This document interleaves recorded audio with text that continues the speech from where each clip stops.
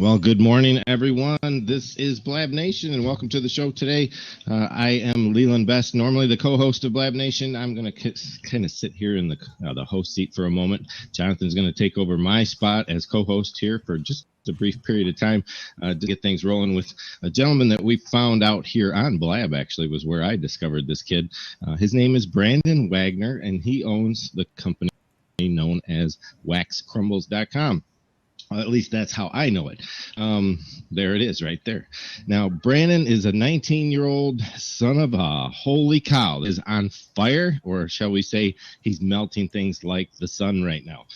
Jonathan, I happened to run into Brandon in someone else's Blab one night and watched what he was up to. And I believe it was Robert Stern's Blab? Who were you with that night, Brandon, that you met me? Everybody, so I have no clue. He's been in so many Blabs lately. It's kind of incredible. Brandon has skyrocketed. And if you don't mind, do you mind if I touch on a little bit of your past? I know it's a little bit sensitive, Brandon, but we're going to go back in time about a year. And I get a little emotional about this probably because I've had to experience this myself. Mm-hmm. Brandon nearly took his life. And he realized one way or another that things weren't all what they were cracked up to be. And I'm sorry, I apologize that I get emotional with this because I lost a brother-in-law to suicide. So it's one of those things that are very sensitive to me. You made the decision not to take your life, and everything turned around for you in a year's time. So I commend you for that because it's a very difficult choice to make, whether or not you get to that point. But you managed somehow to discover your inner power, and you took it from there. So that's something very much worth a large round of applause from our audience and everyone that you encounter, actually, because it's a very difficult life out there. I don't, and I'm sorry if I'm getting a little off track. It's just it brings up a lot of memories for me. I know it was a difficult journey for you, but can you tell us in your own words a little bit about what you had to go through from the point that you realized, no, I can't do this, to where you are now? I'd really appreciate that. Totally. So I always bring it back to, having faith, and I'm not talking religious faith, but I can totally be it, but faith in stories, because that's my thing. That's why I'm kind of soapboxing as much as I do now, is because it was seeing others get to where I wanted to be in periods of time that I could see as understandable and as achievable. It would make me realize, okay, no, I'm not hopeless. I'm not going to be stuck here. I'm not going to be broken. I'm not going to be completely a failure forever just because I'm failing right now. And now that's the story I spill all the time, because I went from zero in every aspect of my life. I had a lot of things going for me, and they all kind of crashed down at one time about this time last year. And that's when I was like, this must be it. And now I'm always sharing my story of I got my own place in a year's time. I have my own business. I have multiple different employees. I have wholesale lines going out left and right. I've ran multiple successful Kickstarters in a year's time. I could have had faith in my own story if I was where I was a year ago. And so stories are what kept me. They are. And that's unbelievable, because it hasn't been much more than a year total. 11 months. 11 months. So he hasn't even finished his first year in business now. And I believe you're on a roll toward about $250,000 worth of sales in the next. That's a 2016, hopefully. 2016. So, that just, if anything, folks, if you think you're in a tight spot, if you think things are rough for you and you think you have no way out, you're wrong. I can only say it in the shortest terms possible, that it really just takes that initiative. And yeah, you do need somebody sometimes to push you from behind, and you do need somebody to be there to help pull you up from the bottom. But you just have to hope, pray, whatever you got to do. Reach out. That's my big thing. Yes, absolutely. That you find the strength that you need to keep moving on, and to keep looking for what it is that drives you inside, and what it is that you have to give out to the world. So, Brand, kudos to that. So, you want to tell us a little bit about what Wax Crumbles is all about? Give us the bottom line. What is Wax Crumbles in a simple sentence? So Wax Crumbles, in the simple term of it, and I have them behind me, I'll grab them. They're wax products, but that's just the base thing. And we're here to talk about branding and stuff. And, I've taken my story and I've inserted it into this giant brand. And I have a lot to talk about branding today. You know, I wrote my definition because I think we could all share our definitions of what we think brands are. But in the simple terms of what wax crumbles are, if you know what Scentsy is and you know what Yankee are, those type of things, they're candle melts. But it's just a regular product. It's done a little different and has a really big message behind it. And that's what makes a brand.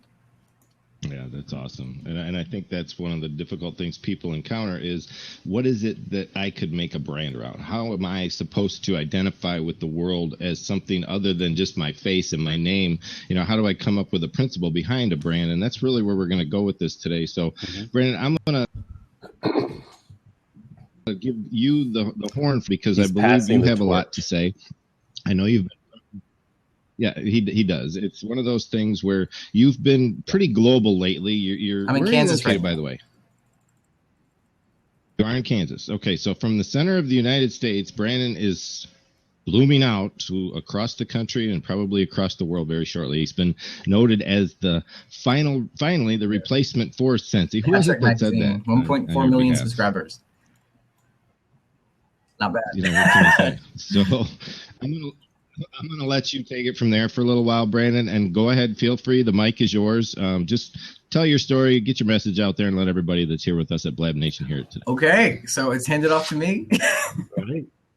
Yeah, just for a while. You let me know when you want to hand it back. I'll take it back. Well, I mean, we're talking branding today, right?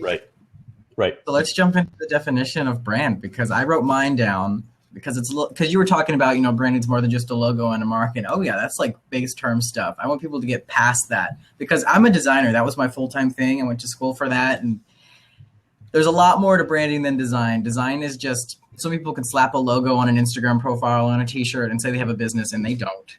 They don't. They have a project. They have a pet project. So I define a brand. A brand is the perspective and the experience that your customer will receive when they're doing business with you. That has nothing to do, or not directly to do, with the visuals, with the copy as much as it does the message, the why. And we all know how big the why is. But I like to spread my why very, very thin across everything. And that's what I want to talk about today. Okay. Awesome. What is your why, Brandon? Well, my why is my story. You know, branding doesn't always have to be this giant part of your story. You know, that one moment in my life does not define my life. Absolutely not. My depression as a teenager, that horrible time last year does not define my life. But I took it and I said, there are so many people struggling with this same exact thing. I can make something big out of it. And I put it in my brand and I describe it like this. I take this one part of my story and I put it into this business. And I could have taken anything and put it into this business, but it was always mental health for me. And I pump air into it and I blow it up and I make it bigger than it really is because this business is now huge and the story, this part of my life is now a huge message. But it was just a part of my life that otherwise, without the business, I would have let go and moved on. But I backtracked to tell the story and to help others. No, I gotta ask, does the term crumbles come into play as like your life was such a mess for a while that now I just had to ask because I'm not certain if that had anything to do with where you were at when you developed the brand? I wouldn't have, unless I had this big like wave of depression that hit me. I don't think I would have made it far with Wax Crumbles. I had a lot of energy to disperse and to burn. Yeah, your sound is a little wonky.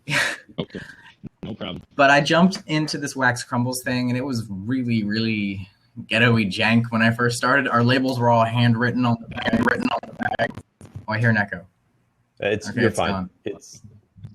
Our labels were all handwritten on the bags, and it was really, really boring and ghetto and kind of weird, but I put all of my energy into it. Everything that I had, I put into it, and I used all this I used all this energy I had to build this brand up, and before I knew it, I turned around and I was sitting on top of this empire. Right.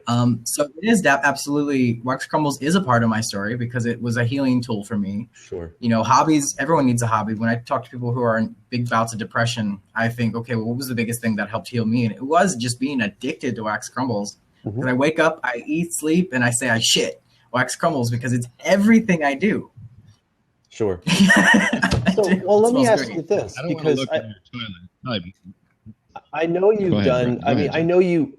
Obviously, you didn't invent wax, right? Obviously, right. You took what was being done. You did put a little bit of a different spin on it. I mean, you just gave it a slightly different personality. It's, I guess, the way that I would say that. But in terms of how we would perceive, how could we use it? How accessible is that specific product?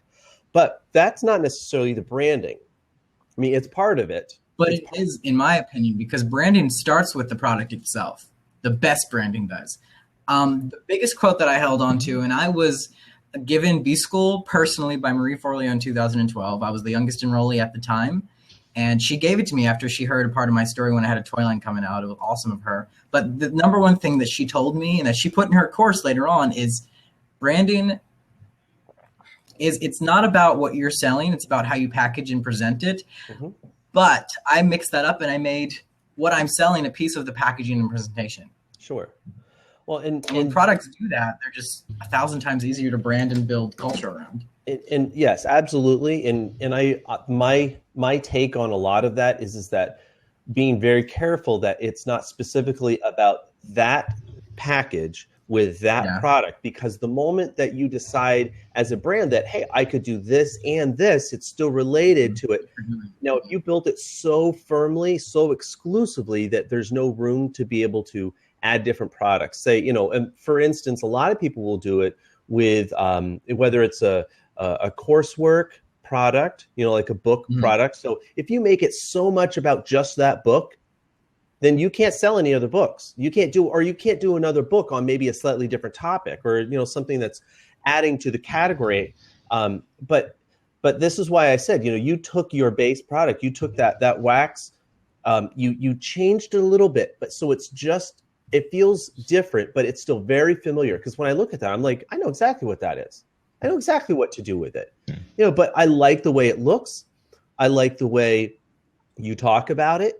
I like the way other people are talking about it. And all of these different aspects are, I think, building your brand. And you've done something that is a big transition that a lot of people have not been able to do yet. And that's take what your product is, and you've got other people to talk about. I forgot who said it, but it was it's not what you say that makes your brand, it's what others say. That's right. I think that's one of the biggest transitions from years past to where I think marketing and sales is going now. And not that it's not like a super big revelation, but I think the emphasis is getting to be on this, where your customers are actually defining your brand. Your customers are doing it, not you. I love the direction that the marketing world is going in. Right. Oh, for sure. I mean, attraction marketing has taken a big leap, but the big thing I think that's coming to the head, or at least that's being more apparent, is people are finally going back to being themselves instead of hiding behind the brand. And that's something that I think a lot of people did for a long time. We never knew who was behind all of these brand names and these corporate infrastructures and such. And it's going back to the grassroots thing, which is who's the person that created it? Who came up with it? I want to know where the brainstorm and where the personality behind all that came from, because, I don't care about the logo. I don't care about the sign on the highway. I want to know who it was that came up with this awesome idea, because I want to meet that person. And that's really what it comes down to. And the thing just to throw in there is a lot of people are using the term I just put into the chat. If it went through or not, I'm not sure. Let your mess be your message. So that seems to be a key factor nowadays, is to just whatever it is that you're dealing with in life, take it, turn it around, let everyone else know you're dealing with it, because there's a lot of other people out there who do the same thing. My wife has a site. She's involved with people who have suffered from sexual abuse. So her mess is now her message, and she helps people out in that regard. So, Brandon, I think that's one of the things that you've epitomized so well, is that you've taken that mess of your life, turned it around, and showed people, look, I can create a message behind why I was here and why I'm doing what I'm doing. So just keep doing it, dude. That's all I can say. You're going to be such an inspiration to the that's what's going to make a difference. So, Brandon, let me Jonathan, let me ask you. I was going to ask Brandon just a couple of questions, because this is going to separate the sheep from the goats, so to speak. That's a new one. Right? Well, so when you were deciding on your branding image and things like this, and your name and all those kind of precursors to the actual kind of like what you feel that you are now, how fast how fast of a process was that? It was that the slowest process ever. And why was that? Because I was in the heat of my mess when I started this Wax Crumbles thing. Mm-hmm. And almost as I healed, you could see Wax Crumbles improving and changing and brightening up in the direction it was going in the direction I was going. It was just becoming better and better and better as I did. And as I started healing to the point where I could look back and go, wow, look where I was, that's when I was like, okay, Wax Crumbles needs to represent my story because it was part of my story. I mean, it was the healing thing for me in my case. I think anyone who's ridiculously depressed should probably open a business, but that's just because I did it and it worked so well. That's awesome. Well, it certainly is a lot of hard work. I'm just a little, and it's a lot of redirecting your energies. Some people feel that it preoccupies them from where they are. Especially teenagers where they do nothing. They can sit in the room for so long and sulk and feel so depressed about everything, the way they talked to that one person in the hallway that day. Oh, they're overthinking and it was horrible. If you could just kill all the energy and put it somewhere else, somewhere productive, creating something beautiful, it's just energy. It just matters how you use it. Right. Now, how has this affected your relationships with other kids your age?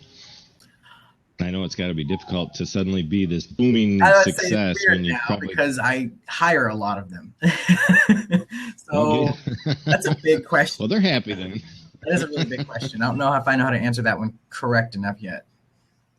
No, that's fine. And I understand because that does touch on your relationships with your friends. So we can leave that for another time when you do decide what it is, how you manage to work that into your business. It's tough. I mean, it really is hard because I've dealt with families in business, our family in business before, and it can be very difficult to I've had to change a lot of my friends up, actually. That's a big one. When I became this success story, I had a lot of people coming out of the woodworks, and it upset me for a while that wanted to ride on the coattails of the success. But I'd already let them go. I had to change who I surrounded myself with. Now I'm surrounded by a lot of women that are anywhere from 30 to 40 that are successful. My best friend, she sold her first business for $50 million, and she has $20, $30 million coming in a year. I mean, these are the people I surround myself with now because it's where I want to go. I had to let go of the people that wanted to surround themselves with petty drama, with gossip, because I didn't want to be a sheep anymore. I wanted to be a lion. So I surrounded myself with lions. And that's definitely a good way to be, as opposed to, it just goes right. I mean, I know we've all heard it, who you surround yourself with, those 5 closest people, right? And that sort of thing. And I think it really kind of hits to the point of, Brandon, where are you trying to help your brand go? And how then are you trying to, you're learning the ropes right now by doing it. Because it's not like you've got 20 years of experience of branding culture and redefining, becoming a thought leader. No, and obviously, I mean, you don't get 20 years of experience unless you have 20 years of experience. I don't even have 20 years yet. No, and that's kind of my point is that you're not going, well, in my years of experience. No, you're going, look, I'm doing it right now. You're you're putting the time and the effort in right now to actually do it, as opposed to just and not that everybody does this. But sitting on your laurels, sitting and just going, well, I have 20 years of experience, so now you need to listen. You're out there doing it right now. I think you're helping a lot of people refocus. And I will say this, not everybody connects with your story. Not everybody connects with the way that you're branding.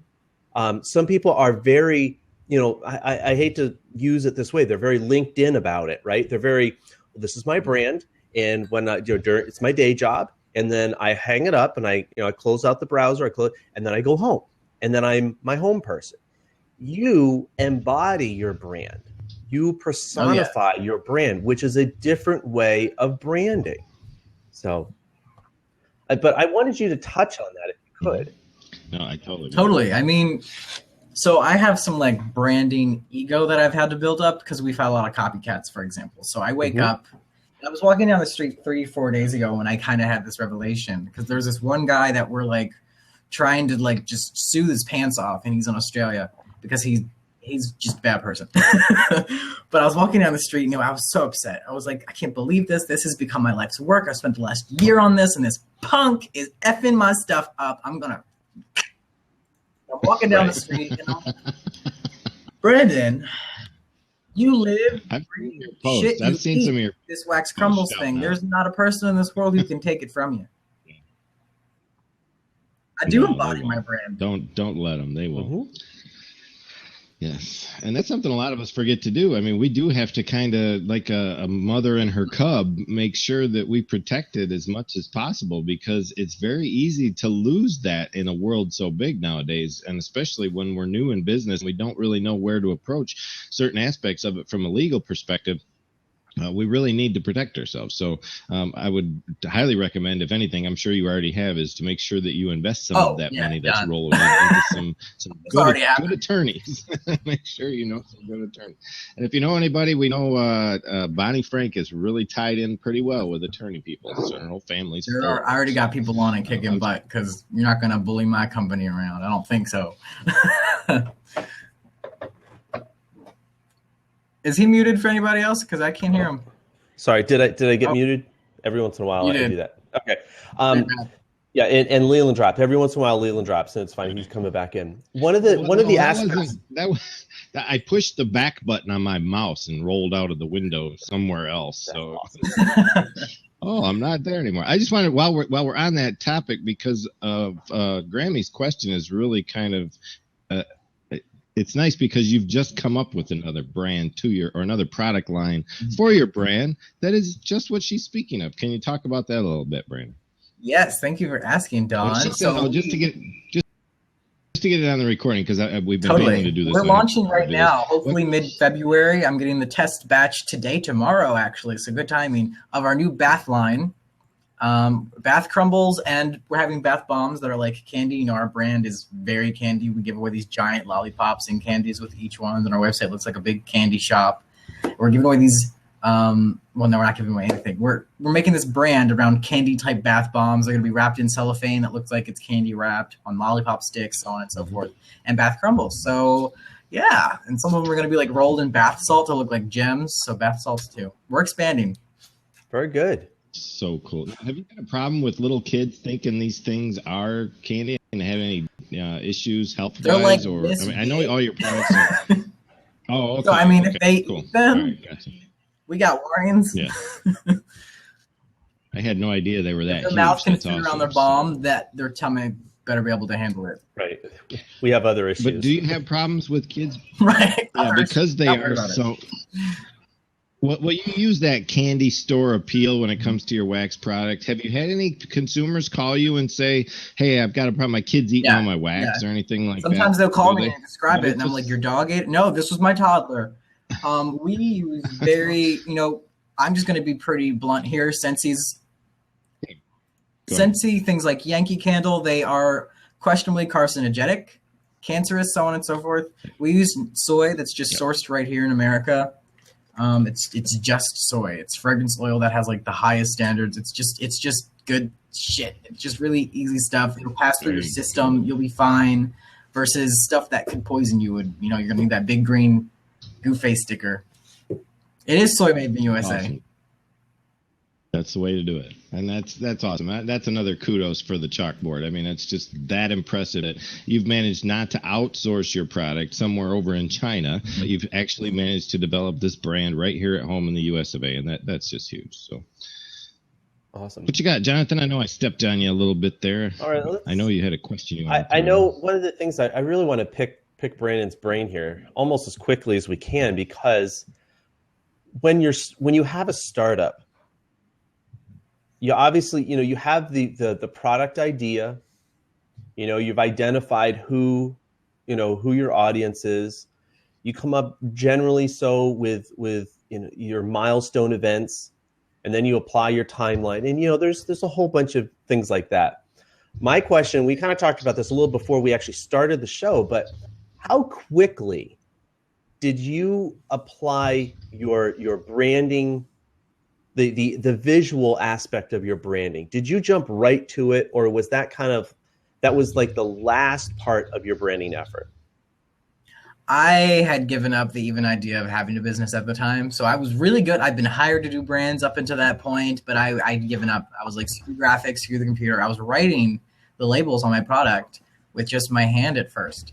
So I guess my message, even though it wasn't my message at the time, it just kind of naturally found its way into my product and my story, was what sold the product at first. And then the brand kind of just shifted around it. We went through a couple of brand iterations, including this really goth-looking brand, and you could tell where I was in my life as the brand evolved. And the majority of its life was this really bright, happy, beautiful candy shop pink brand that we have today. Right. Which I think serves your brand overall and your audience. I think really it's super aligned. Yeah. And I think, right. You've changed as a person in a good way, right? That you're now, look, because I think for you, like you were saying, your brand, you personify your brand at this point. This is part of this. Is you think it, you breathe it, you eat it, you sleep it, and it's lifestyle encompassing. And so as you're you're producing more products, where do you see your brand going in, say, 6 to 12 months as a brand or as an image? Well, I want to make $250,000 this year, so I'm wanting to do trade shows. As an image or as a... I don't think our image is going to change much because we just redefined the whole brand itself, because this was our old logo. You can't see it too much because the lights in the way. But the logo was kind of more simple, it was like a stock image. But then I went ahead and I was like, okay, we're making $10,000 a month. I should probably make this really original and nice. And I did. I spent I love just that. Slaving over the design software and slogans and stuff. And that's what we got now. And I'm going to get tents made and do trade shows. Nice.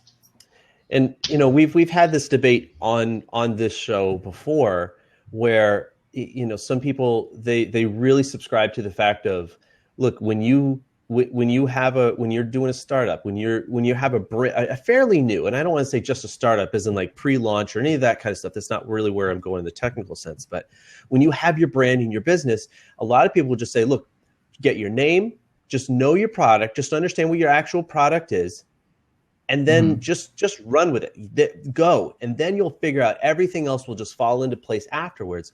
Then there's another side of the camp. I have another group of people that say, look, no, you need to figure out all those things, who your audience, your product. Look, you need to know where, what your business. You'll never get it done. Right. I mean, they're over planners. My favorite thing about that is there's this chapter in the book Rework, and that's my Bible. I've read it at least 10 times, Rework. There's a chapter and it's about the hot dog cart. And you have to have the hot dog. You can't even have the hot dog cart. You can have relish, you can have mayonnaise, ketchup, you can have buns, you can have pickles. You can have the cart, but if you don't got the hot dog, you don't have a hot dog cart. Right. So many people jump into this product type business with a logo and fancy fake designs, and they don't actually have the product, and they get nowhere because they don't have the hot dog.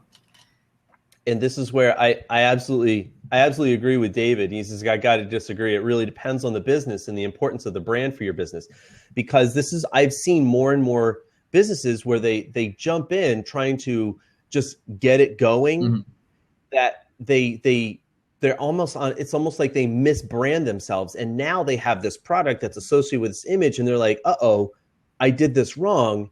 And now they have this uphill battle trying to rebrand themselves, get them now find out who their real audience is. And I would say rebranding yourself is totally doable. As long as you've built something, you can rebrand it. You can change it. You can redesign the products. I have a friend, Cindy Collins, who's answering. That's the answer to the question down here, Ashley.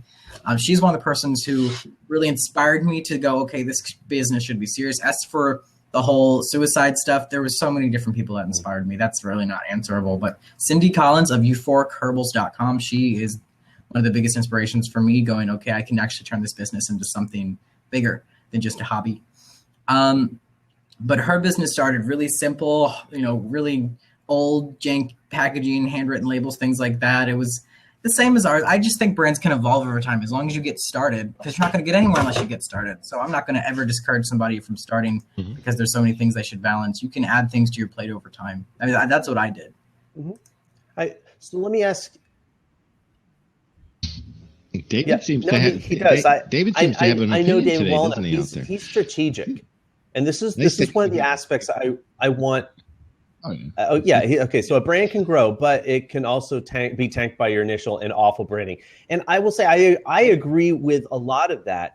And so this is the aspect I want to bring onto this, because not everybody is doing personal branding the way that Brandon is branding his brand. Okay. So I got all that out, right?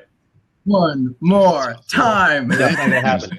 It's not gonna. No, but my point is that not everybody has a brand that's so personally linked. When you get into partnerships, when you get into brands that are offering maybe a more professional service. You can find many others that that don't necessarily involve that personal lifestyle aspect that I think your brand specifically reflects.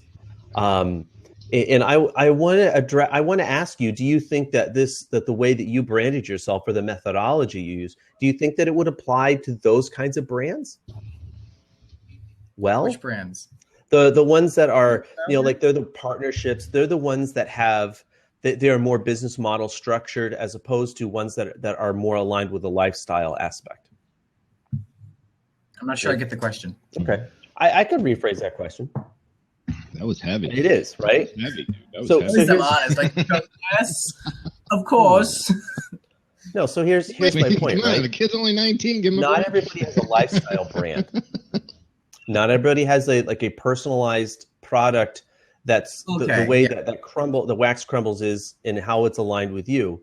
How would you advise people to brand themselves, or for businesses rather to brand themselves, if they don't follow your business lifestyle niche? Well, I could easily take myself out of my brand. I think it's as simple as just taking yourself out of your brand and not making yourself a character in it. And that's what I call it, because that's all that I am in access to the brand. I'm just this excess character, Brandon, who happens to work in it. One day I will take myself out of it. I will not be a part of the Wax Crumbles image forever. I guess my point is now, and I think that without Brandon, personally, I don't think of Wax Crumbles. I think without Brandon, Wax Crumbles wouldn't be Wax Crumbles. Does that make sense? Well, you were introduced to Wax Crumbles as something that was of mine. Yes. And I think that's a good point, but I think that because of his positioning already, that now once Wax Crumbles, becomes an identifiable brand, then he can walk away. And it will take that period of time, Brandon, for you to generate the buzz globally before you become at any level like Scentsy is. I mean, you may be touted as the replacement for it, but you certainly have not replaced it yet, because Scentsy has a business model much different from your own.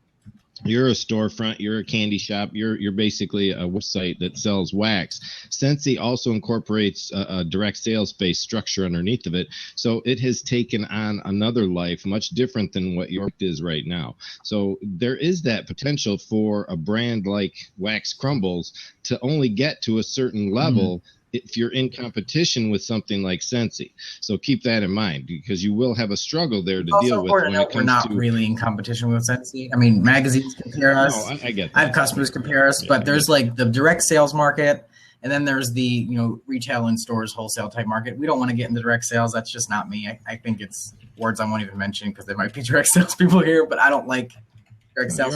And there will be plenty of those. Do wholesale. So I'm more in competition with like Pink Zebra, people that are carried in stores, I guess, which is fine because I don't believe in competition anyway. Like I said, one of my best friends, $30 million a year in candle sales.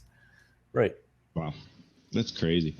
All right, let's just address Ashley's. Then we'll kind of go back in time a little bit. Can you just give us whose story specifically inspired you to get into multiple wax products like this? What was it was it just something you really loved, or was there somebody in particular that turned you in that direction that helped you?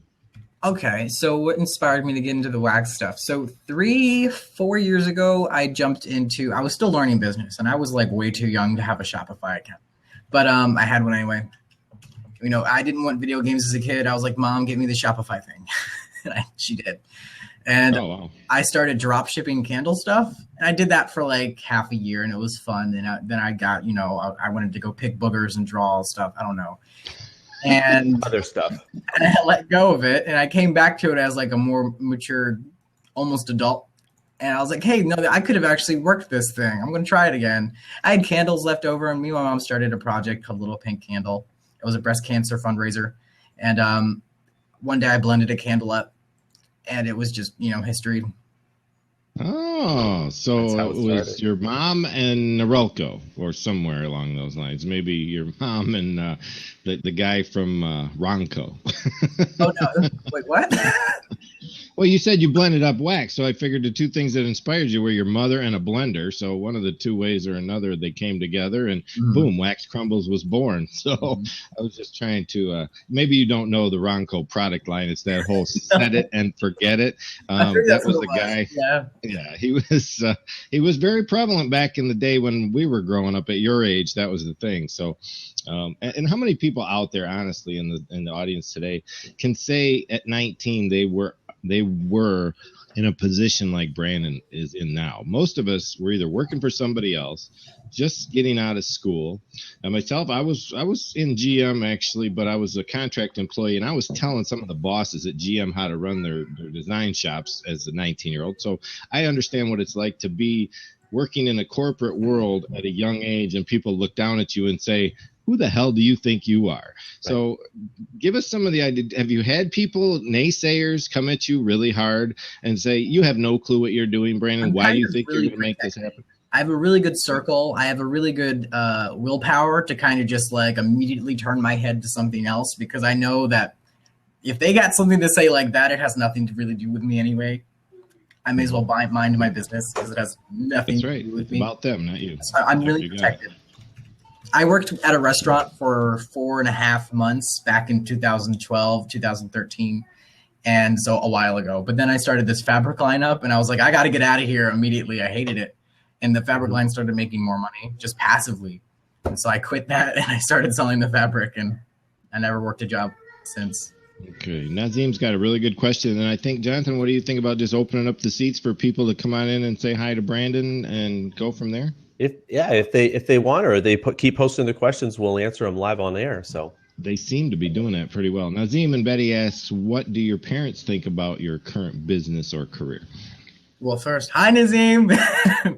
Nazim's awesome. Hi, Nazim. They can't even believe half the things that are going on. It's awesome. I mean, my father, he makes $40,000 a year, and when I broke his income mark, it was just like, oh, you know, I mean, they adopted me, and they have other kids that are like 40 plus, and all of them are like on the streets. They have a lot of things going on, and they look at me and they're just like, what did we do right? And they're really proud of me. I talk to them every day. I think I'm a good kid. That's awesome. Well, high five. I'm adopted also. So it's that can be a struggle to manage in itself once you realize where you're coming from. So great. Have you ever actually ran into or found a way to meet your parents? I just have to ask that question. Yep. My birth sister, actually, because we're in touch now. If you go on Facebook, I just shared an image she made. She drew a bunch of monsters that matched the Wax Crumble scents. It was awesome. Oh, that was her? Yeah, it was. Oh, cool. Awesome, dude. Yeah, I just finally met my biological father about 4 years ago. So it was, but he's been in the back waiting for that day, I guess, one way or another. Yeah. So.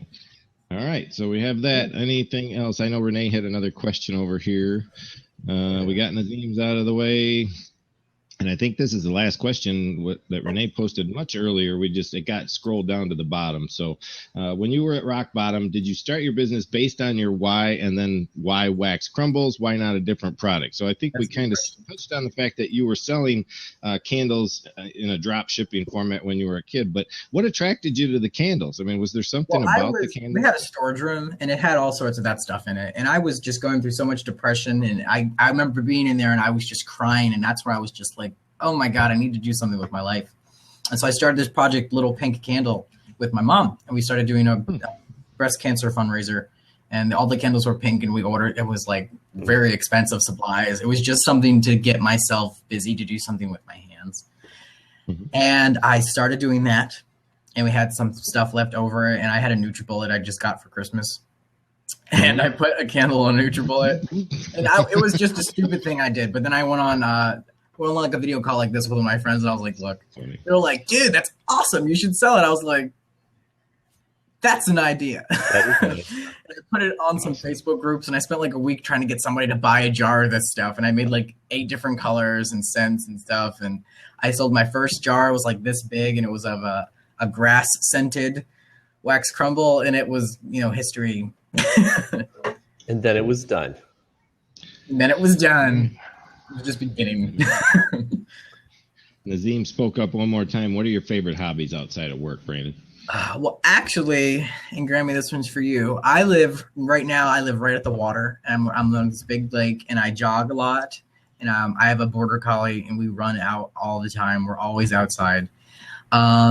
I don't do much inside. I try to read books. I try to do art. You'd think I'd stay in and do that stuff. I don't play video games. I just go outside. I leave my phone at home. I get out because the depression will kind of kick in when you just want to hobbit yourself inside. And I try to get all the people that my customers, things like that. I try to encourage them to do that kind of stuff. And on my newsletters that I write out, for example, branding, I always write my newsletters as letters from me.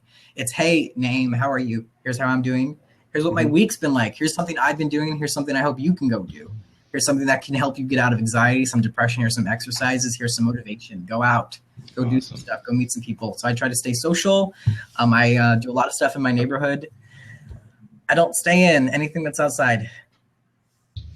Awesome. Well, that's all I've got for you today, Brandon. If there's anyone, Jonathan, do you have any questions before we allow this? They can come on in and we'll kind of answer this question. I'll ask this question. I don't know how much do you now that you're growing and you're doing more and you're got more product lines, how much do you outsource? Like how much do you delegate out as opposed to sitting there in front of your computer developing the product? Answering emails and, develop, all these kinds. How much do you outsource and delegate? And how big is your team? A lot of it. For example, we just started doing new labels. I'm doing all of that. These are totally new different shaped labels. I'm the designer. This is my baby. And I want to keep on that as much as I can because I love it. I have no problem doing that. Probably will one day. But right now I love it. Everything else I've delegated, not indefinitely, but I have help. And I have 3 assistants that come in and they'll help with anything from email support to gift wrap every single order. I have ribbon and gift wrap everywhere you can imagine. There's gift wrap right here. There's ribbon. My ribbon rack. I got way more ribbon than that. They come in and they help me. I have 3 teenagers that come and do that. I have a lady that helps me with all the finances. So I've started outsourcing because my head started exploding when I moved here and things started going. It wasn't like a slow growth once I moved because I started catching on fire. I had a fire under my ass. I had this rent thing coming up, this rent concept. The fire under your ass was because the wax was burning because you eat and shit wax, right? Exactly, because I eat shit wax, so I had fire under my ass. And my house smells fabulous. That'll light a fire under anybody's ass. I bet it does. And I just want to touch on a question that came in from someone who's just recently popped in here, and that's Mike Angelis asked, are you concerned that some of the bigger brands are going to start to stomp all over what you've managed to create? I mean, have you seen the copycats at the higher level? Like the Yankee Candle level and stuff like that? I'm not too worried about that because it's kind of a very descriptive term, which, they could fight, but we'll win. Yeah. But I'm not really worried because we have a message behind it. I think competition is good. I would hate if they did that and I would fight them, but I don't think they would. I think they're very comfortable in their spaces. I mean, there's companies like Pink Zebra that have wax like sprinkles and things like that, and they're not in direct competition with me. I would still high five and break bread with the CEO. Yeah. Cool. Yeah, I think it's smart of you actually Frank, to have that kind of an attitude because so many people think, oh my God, the competition, we got to watch out. But when you embrace the competition, get to know your competition and try and befriend your competition, you'd be amazed because sometimes it turns out that they're in a slightly different niche or doing a slightly different thing. And they may be open to collaborating and you never know. They could end up becoming a joint venture partner. They could end up becoming an acquisition target or an acquirer at some point. I mean, so why not? My friend Becky, who runs she runs Zola Jane, the big Kindle company. They do that $30 million a year company. We're best friends. We become best friends. We host the e-commerce show together. We're not in direct competition at all. Very smart. Very, very smart. So you've got an awesome story. You've done an incredible amount in a short period of time. So kudos to you, Brandon. Well done. So I wanted to invite you to come on, Jonathan, to Startup Con Live 2016. Totally. There you go. go. On. I think that would be good. You're 19. When are you going to be 20? May 10th. May 10th. So, we got you. Yeah. Get him while he's still bright. Market on the 9th. So you won't be able to do any drinking at the after party, but you can join in. I have wine glasses I run the after parties, Brandon, just to be clear. And my after parties, I run the after parties. We're just like super clear about this, right? No, and it's for me, it's all about coffee. So that's what I'm drinking. I'll bring coffee then and just join you. I'm drinking tea. I got my tea. Yeah, right. Yeah. We're gonna get crunk. We need to call Starbucks. I'll tell you that much right now. I don't know if you covered this, and I don't know if it's private. You don't have to answer, but like, where are you on the revenue scale right now with Wex Crumbles? Well, we just hit the 10K mark, and we did it we hit the 10K mark again. We hit it in December for the first time ever. And I was like, okay, it's going to go down. No, my sales, we're probably going to get almost double that this month. And then I think it's going to start evening out, but because that's crazy. I don't know. I mean, my list is growing like 1,500 people, 5,200 people a day. I'm kind of like, okay, something's happening, and I'm just watching. No, you've got it going. And did you say 5,200 a day? No. Oh, that'd be great. No, he's at 52. No, not yet. Not with the hyphen. Okay, all right, I got you. I heard 5,200 a day. I was like, oh my god, that's where you're going. 5,200 subscribers a day. All right, that's awesome. That's progress for sure. All right. Well, I just wanted to jump in and say that, and love your story, and thank you for making the right decision. By the way, I've personally been touched multiple times, unfortunately, by people who did take their own life, and it's the worst decision you can make. So I hope that you'll continue to pound the pavement with that message and all the great reasons to make better choices, get help if you need it, because there are some outstanding people no longer with us that need to hear that message. That you need to find help. You need to find mental emotional support, whether it's through a mental health professional, whether it's through a pastor or a religious leader, whether it's through turning to books, exercise, whatever it takes. There's help out there, people. If you're struggling, find help, okay? Because there's good things on the other side, and sometimes life hands you some real BS, but everybody else has been handed BS too. So you got to stick with it and get help. For sure. We give out these sticker packs to our customers when they make orders with us, and it's like 6 stickers, and they're big and they're colorful, and we're out right now because they're all out. I have to print more when I get off here, but they're all motivational stickers. I like the concept of just surrounding yourself with positive affirmations. Yeah, like Sandra Santorino, I know was in the room earlier. If you're still in here, Sandra does her say it forward positive messaging. Sandra's my chick, Sandra. Sandra, I think she's still here, isn't she? Yeah, I see her right there. We're gonna get Nazim in the room next, Frank. Because all right, I'll jump out because I got to go help out with Beyond Envy conference. But great job, and I'll see you guys soon. And Brandon, we'll see you on Startup Con 2016. All right. Yeah, for sure. All right. Thanks, Frank. Love to see you again. Nazim, get in here. I'm choking up here pretty bad, but that's just my. Hey guys, hey Brandon, Jonathan, Leland. What a way to close out a Friday. Oh my goodness, right? I know, right? Awesome. Anyway, I had a question. I'm going to ask it live, which is great. Thanks for the opportunity. Do you foresee selling the business down the road and moving on to another project? I would like to start a lot of businesses that I'd sell, but I want to keep this one. Okay, so because it's so personal. I've asked that a lot, and I really want to keep this one. Okay, gotcha. But Bath Crumbles, oh yeah, I'll sell it. I'll turn it, yeah. Excellent. I know how that feels. Yeah, there are those brands. Thanks, guys. Take care. Have a great weekend, everybody, and take care. You too. Nazim, all right. I think Nazim was basically saying that he either is the potential buyer or he knows a guy that knows a guy. He's like, that's what that was. Just see if you didn't know. Can I make an offer? Watch out for those Italian guys, man. They'll take you. I know a lot of people. I work with a lot of people in the fashion business, so you never know.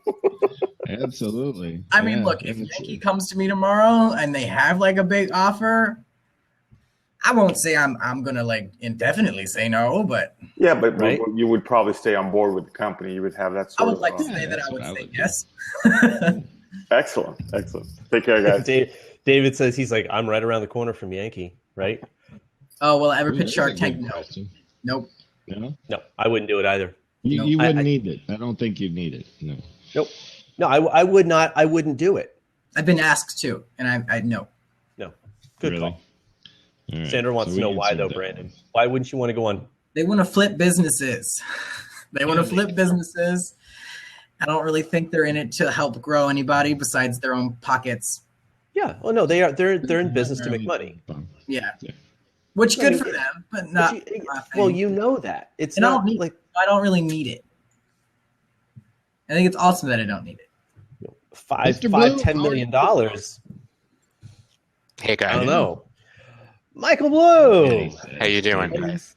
Great, man. Thanks for jumping on. Oh, it's a pleasure. Nice to meet you, Brandon. What a great story. So, yeah, I just want to ask because, and thank you for not making the decision to leave the earth, because it always has a great impact on those that surround you. And I also know, because I've lost people that are close to me.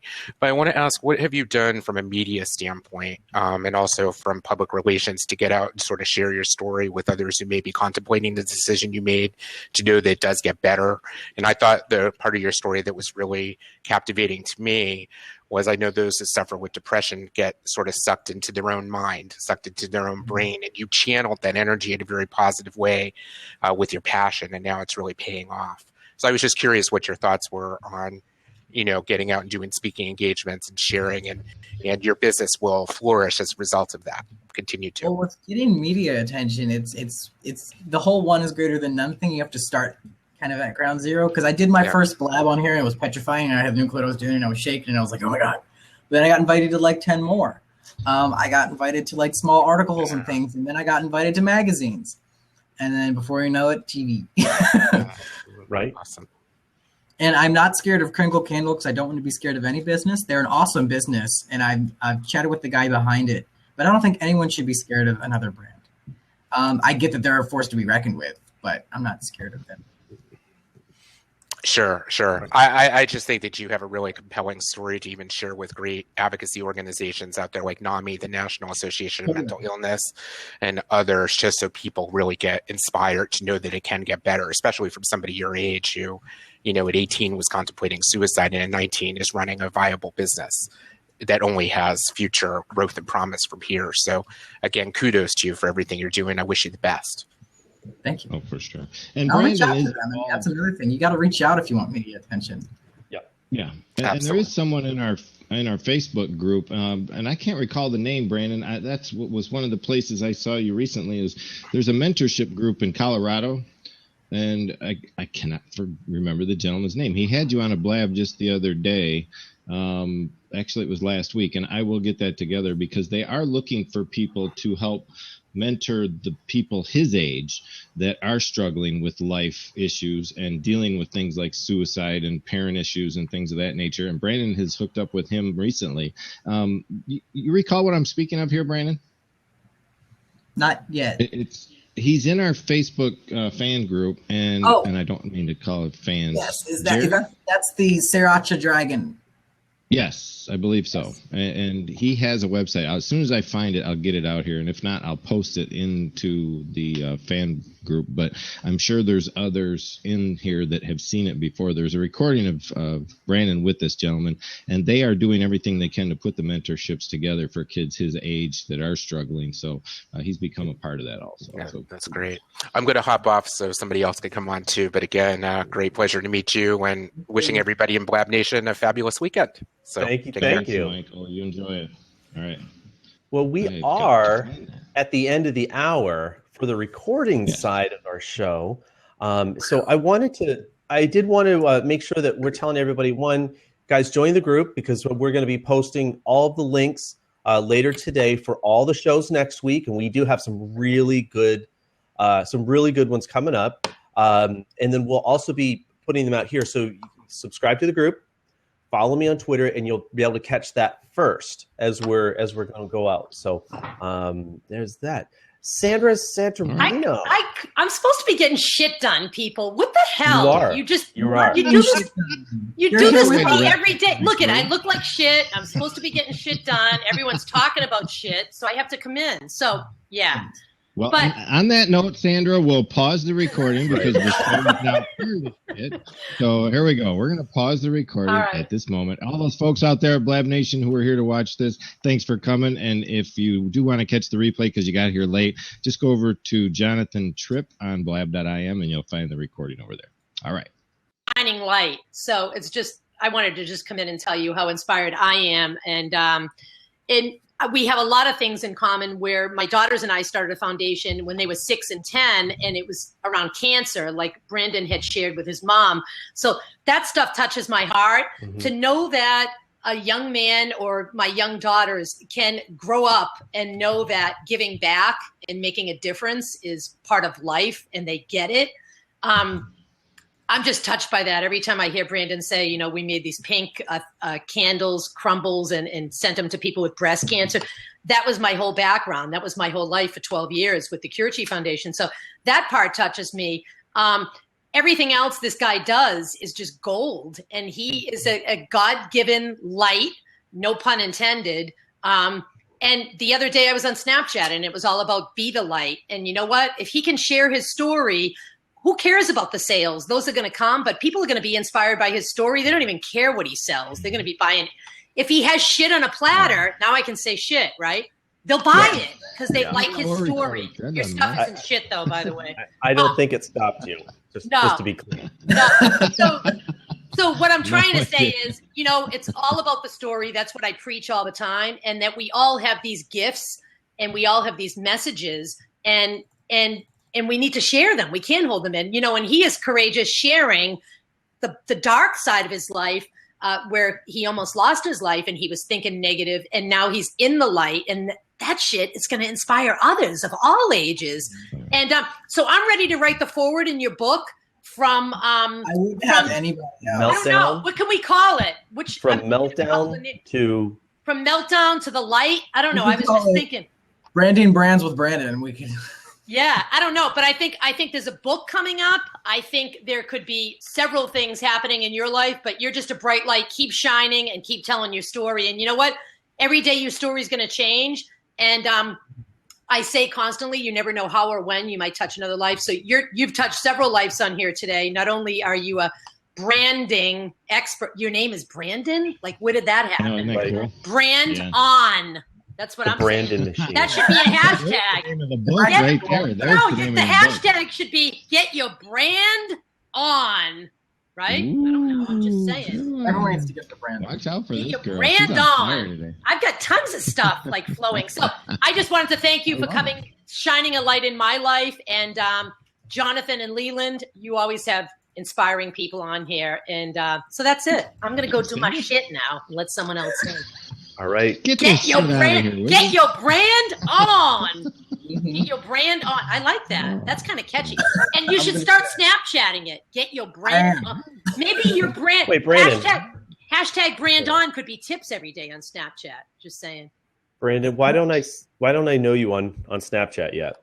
Look, okay, so I've started this right. Snapchat thing. I do the thing my dad does. Look, son, look. Because the last time we spoke, you were like, I don't know about this. But I've been doing it. I'm that Wax Crumbles. Oh, okay. Am I even following you after I just said the Snapchat thing? Is that what this is? You don't follow me? No, I don't even think I am. And I just gave you a Snapchat idea. Wait a minute. I have to look. Man. I think I might be. I'm going to Snapchat. Snapchat it. You want to give people your Snapchat handle, Brandon? We'll put it in the context here. All right. Put it over in the chat. Handle? Wax Crumbles, right? Oh, I spelt it wrong. All right, hold How do on. you spell crumbles wrong? I shut up. Letter. See, so here's the thing, right? I have fat fingers. Okay, is that why when I Snapchatted you last night We got another that you read it and didn't respond to my question? Because I can't. Oh my God, I can't stand that when it disappears, and I'm like, what did he just say? Was I supposed to respond? Snapchat. And then I'm like, That's what Snapchat's for. no, I didn't. I'm not dissing you, Jonathan. You're my inspiration for Snapchatting. So when I become a real famous old lady Snapchatter, I'm bringing it right back to John. I'm going to be like, John told me I need to get on Snapchat. He's my inspiration. I'm loving it. I wanted to know. I wonder, can anyone find this out? Who's the oldest person on Snapchat? I think I might be up there. I don't know. Does anyone know? Like, are there older people on Snapchat older than me? How old are you? I'm 50. I'm 54. Okay, you got me. Sorry. I don't know. I'm still behind you by. Because I wanted to kind of get like the oldest person on Snapchat record. I don't know. Oh, there's somebody there. Oh, Someone's older than me? Damn. Okay. 50. Oh my God. I have to say, I'll hop out, but Chris Cubby, John, you turned me on to it. He delivers some like really good shit. Just saying. I know. This morning, Yeah, I'm like, I oh, know. can I play that back? Like, Chris, you have to go a little slower though, because I can't like it goes on to the next snap, and I'm like, wait a minute, what did he just say? There should be Chris, like there should be an interpretation snap, so in case like you miss it, it can come back. I don't know. Right? No, well, this is what Cubby does. Cubby does this across the brand, okay? And so what you're getting on Snapchat is actually 10-second. It's 10-second clips of what he's doing on his Cubby show, on what you're going to find on his Instagram. Now, it's not identical content, but the delivery is the same. So what you're getting to know him as a brand, as Chris Cuberness, right? Yeah. But what's nice with Snapchat, when he puts in his story, hon, you can go back through it and you can replay his story. Okay. Yeah, I think I did know that. Okay. Yeah. Yeah. And but actually, no, I was following you. Wax crumbles. Okay, go ahead. I'm sorry, John. That's awesome. No, you got it right on. It's just the way he does it. He's able to, and not a lot of people are able to do this. To do 10-second clips that feel continuous. I don't feel like, you ever have those people they're talking for like 10 seconds, but their message is actually like 12. And so they cut off the last 2 seconds and you're like, well, what did they say? I have no idea. Yeah. Yeah. So anyway, that's just that. That bothers me that it's only 10 seconds because I do like to talk. So one more thing, and then I'll get out. Did I just say one more thing like 10 minutes ago? Okay. That's fine. One more thing. I know you. So I started, tell me what you guys think. So I started this hashtag Snapspiration, and I put up the other day, and I put like this big light in my face so I'd look like really inspired. I wanted to look more inspired, so I put a light in my face. So you're going to snap me what you need inspiration on. So if you need like a business idea or a tip, or you're just feeling like crap, where did he go? I'll snap back like an idea. And it kind of caught on. I had quite a few people snapping me and me snapping back. And some of them were strangers that just started following me. So it was very cool. Here comes some more shit. Thank you, David. I think that was a glitch. So did I do that? That was a weird one. Did I do that? I'm the only one that didn't fly out. Some people. Yeah. So I'm not sure what that was. Snapspiration is what I'm going to do. Hashtag Snapspiration. And you can just snap me what you need to be inspired about. And I will, and it's going to be fun, right? Fun and funny. All right. I'm done. Gotcha. I got to go get my shit done. You, Sandra. Bye, guys. Love you guys. Thanks for stopping by. Keep shining. Keep shining, Brandon. Bye. There it is. I love it. That's so awesome. They're so That's cool. They're on my Instagram at Whack Crumbles, full high definition. Right. All right, here comes David. I did find that website, Brandon. The gentleman that we were speaking of the other day runs this site right here. It's called arnesenguides.com. Right, and he does a show out here on Blab. He's in our Facebook group. So if you get a chance, hook up with, I think it's Jeremy. And I was on his show. I didn't. Yeah, you've been on his show, and he's looking for mentors across the country. So if anybody does want to touch base with some individuals, want to help use their story to inspire others, especially people Brandon's age who have struggled with life in the past, hook up with that site right there and get to know them, because that's their main mission and goal right now. So great stuff. Awesome. David, how you doing, buddy? He's in front of the stairs again. What? Every time he comes on, we say it, even though I know better. Oh wait, there's curtains. It's blinds. I have no idea why. Those must be like the tiniest stairs in the freaking world. What do you people think? Like 3 No, what it is? It's the curtains. The stairway to heaven back there behind you. The incline like that. The curtain, and how the curtain does it. That's what makes it look like a set of stairs. But once you see blinds, your brain doesn't go back. Yeah, I never see it. That's funny. That's too funny. I was literally rolling laughing with the shit talk. It was so funny. So, Brandon, I am definitely reaching out to you because you have got a wonderful story, and you've definitely got to be on Now What's Next. So I will be reaching out to schedule that with you. Cool. Did it blow up the Giphies on Blab? Yeah, because everybody was abusing my Giphies and wasn't doing it right, Frank. So I said, you know what? We're all screwed. I have that much power. Thank you for thinking I have that much power. Shit talk, yeah. I even plugged in the brand machine. Did you? Yeah. Well, that's awesome. I think we answered most of the these brand other machine questions. because we all constipate the situation. So. Oh gosh. And then we were talking about shit and flowing, and people have got diarrhea of the mouth. And so anyway, this is when I wish I had that toilet flush MP3 in the background to play and go kaploosh. My prop, hey Sandra, if you're still here, my prop's going to be a plunger, a plumber's friend. That's going to be it. Right. That's going to be it. Oh my goodness, Brandon, are you doing something for Valentine's Day? You should have already been planning that out. If you were not, I wanted to, but it didn't happen. It didn't happen. I mean, we keep selling out of everything. We just haven't had I need to do better with holidays. Yeah. Because it would be a wonderful. You could trust me. We got some custom things out for like really big customers, but we're slow down on it. I know I need to beat myself up more over it, but the holidays we're gonna figure out soon enough. Right. Definitely. Okay. Well, that's cool. Nice. That's all I have. So. Totally awesome. Great plan. Thanks, David. And I know Cubby's still in the room, and he's over in Denmark. I was hoping we could get Cubby in here. Yeah, I'm off. Bye. His 2 cents. But David, we'll see you shortly for sure. Cubby, come on in here, man. If you got a way to move in, there he is. I know this branding guy would have something to say. Cubby used to buy out. I didn't know you were here. Yeah, you were talking about him. I'm driving. How are you? I'm gonna have to kick you out. I'm gonna have to kick you out. I can't have you on a Blab driving. Where are you at? Are you actually driving? I am. I swear. I can't have you blabbing and driving, dude. I'm gonna have to kick you out. I do a lot worse while I'm driving. See, it's I know that, but I'm even in the chat at the same time. So think about that. I know, I get that. Oh you can do what you want, but we don't want to inspire others to drive and blab. Nobody else on the road. It's just me. It's Denmark. There's nobody lives here. You're in the middle of the night, though, gent. Just don't look at the camera. You don't need to look at us. Just talk. If you're gonna talk. I'll put the camera in front of the steering wheel. No, Brandon. Better. I don't have any knowledge that I can impart on you guys. I mean, you guys have covered it all. I just wish you like ultra success. I will give this small piece of advice to you, and you can take it or leave it. You clearly know what you're doing, but I mean, it depends on what you want to do with your brand and your business.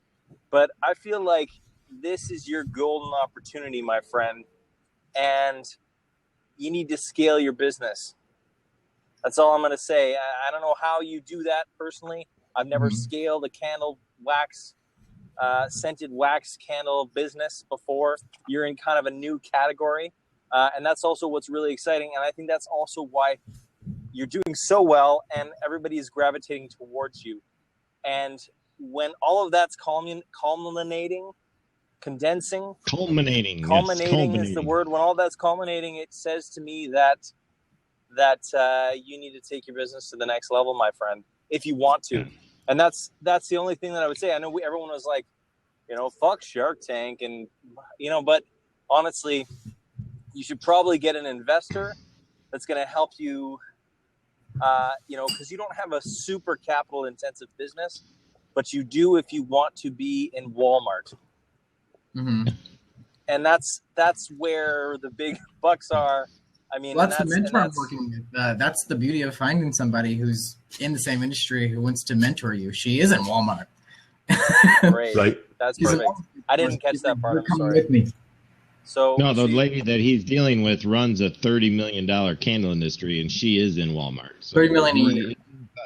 He is in touch with the people he needs to be in touch with on good terms. Then you are in good hands, sir. I think so. So I think you're on the right path. We're all going to be talking about how we used to know Brandon before he was he was a rich prick. Yeah, I'll be on judging people and investing. He better not become a prick. We'll never let him on the show again. Right? If he's rich, it's automatic when you're rich. I mean, it just comes with the territory. Yeah. Let's hope not. No, all right, Cubby. I'm going to kick you out of here because you're driving. I'm not going to leave you on this platform. And Leland, I think with that, we're going to end. I think we are still actually recording.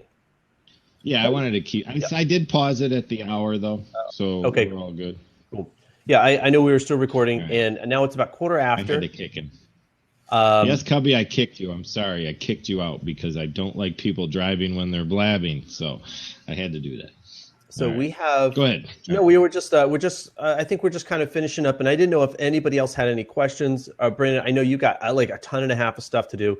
I've got a show. Well, I'm going to help being produced. It's one of the other sessions that are on right now, not the Michael Stelzner show. He doesn't need my help, which is also on right now. Anyway, I do have to transition over to the conference, but I want to say thank you very much, Brandon, for coming on, making the time and talking with us, kind of getting some real kind of nitty gritty branding, your experience and what you would think is, what has worked and where you see your brand going, and inspiring us as a young entrepreneur. And it's not that's as much of a compliment as I could possibly give. You're doing it. You thought of it. You're struggling through it, and to hear it. And I think a lot of people do need to hear both the struggle and the success aspect of growing a business. So thank you for sharing that. For sure. Let me show off my sticker before I let you guys hang up. You guys sort of mentioned it earlier, but I didn't get the way to show it off. So send us some of those. Execution over ideas. Awesome. Got to make a move. Excellent, sure do. And, just from my own perspective, being someone who was in just a Joe Blow blue collar kid at 19 who thought he could own the world and step in front of all these corporate conglomerate folks and tell them how to do their job. I know what your struggle's like. So kudos to you on that, being the age you are and having to deal with a society that doesn't look very kindly upon those young bucks who think they're going to move forward in business. But if you've got the ambition and the know-how and the right brand, you're going to be able to pull it off. So awesome. More power to you, buddy. Thank you. For those who do want to get involved with any type of mentorship for people that are struggling, and these kids really do need help, and I'm impressed with what Jason's doing over here at his site. It's Jason Arneson, by the way, who runs Arneson Guides. So Brandon is involved with these folks a little bit, and I'm sure anyone else who thinks that they could put some mentorship into a kid's life and help them move ahead in business and get their feet back on the ground, go see what Jason's got going on. Excellent. So, I'm all set. All right. Thanks a lot, Brandon. Thank you so much. And with that, we're going to end our show here, end the recording in just a second. So join us for our shows next week. We'll be posting them in the groups. And so you can be a part of Blab Nation by joining the group. Just look up Blab Nation. Just look for, I forget what we're looking for now. But it's groups. It's for facebook.com/groups/Blab Nation. And you'll get in. All right, guys. Thank you so much. We'll see you again.